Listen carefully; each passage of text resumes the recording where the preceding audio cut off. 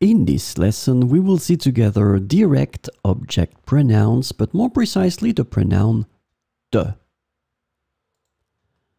So what are direct object pronouns? If you have no clue, then please take the time to watch my video covering this topic, because you will need this knowledge to understand the examples.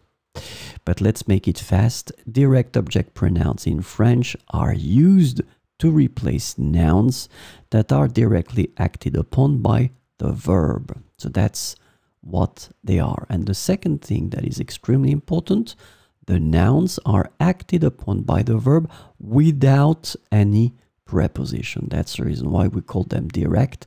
It's because it's without any preposition. So in this lesson, we'll concentrate on te. And the direct object pronoun te is translated to you or to you in English, depending on the context. Te can stand for the masculin, féminin, but definitely it must be singulier. Masculin, féminin, singulier. So we'll have 4 examples. Il te voit à l'école. Il te voit à l'école.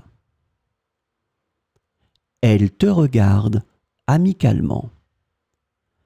Elle te regarde amicalement.